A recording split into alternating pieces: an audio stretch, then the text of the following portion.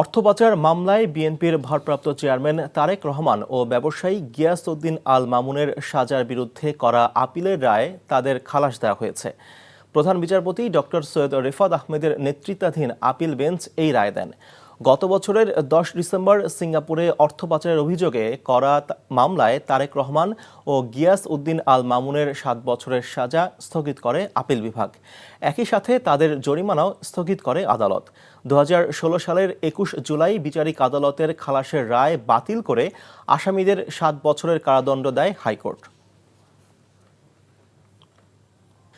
বিএনপির ভারপ্রাপ্ত চেয়ারম্যান তারেক রহমান ও ব্যবসায়ী গিয়াস উদ্দিন আল মামুনের সাজার বিরুদ্ধে করা আপিলের রায়ের বিষয়ে ব্রিফিং করছেন আইনজীবী এস.এম. শাহজাহান।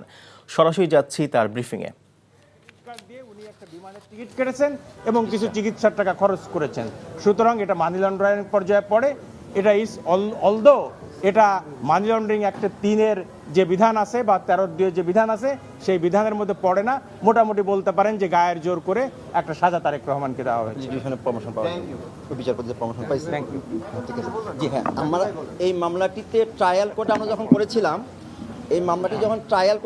করেছিলাম, তখন 2014 সনে নির্বাচনকে কেন্দ্র করে তখনকার সরকার একতরফা পাতানো নির্বাচন করবে এই লক্ষ্যকে সামনে রেখে 2013 সনে যেহেতু বিএনপির ভারপ্রাপ্ত চেয়ারম্যান জনপ্রিয় জননেতা, সারা দেশব্যাপী তার এই জনপ্রিয়তার কারণে রাজনৈতিকভাবে প্রতিহিংসা পরায়ণের লক্ষ্যে 2013 সনে যখন উনাকে খালাস দেওয়া হয়েছিল, তখন সেই বিচারককে ভবিষ্যৎ যারা বিচার করবে যেন সরকারের আজ্ঞাবহ হয়ে বিচার কার্যক্রম পরিচালিত করতে পারে, তারই লক্ষ্যে সেই বিচারককে দেশ ত্যাগ করে বাধ্য করে এবং তার জন্য পরবর্তী সময়ে দেশের বিচার ব্যবস্থা ভেঙে পড়ে এবং দেশকে একটা করদ রাজ্য পরিণত করে খুনি হাসিনা ফ্যাসিস্ট সরকারের মধ্য দিয়ে দেশ স্বৈরাচারপতিত হয় এবং তারই লক্ষ্যকে সামনে রেখে দেশে আইনের শাসন নষ্ট হয়, দেশ রসাতলে যায় এবং সমস্ত সব প্রতিষ্ঠানকে ধ্বংস করা হয়। এবং আজকে তার থেকে আমরা পরিত্রাণ পেয়েছি। আমাদের সম্মানিত সিনিয়র অ্যাডভোকেটরা বলেছিলেন সামনে ন্যায় বিচার প্রতিষ্ঠা হবে, ন্যায় শাসন কায়েম হবে ইনশাআল্লাহ।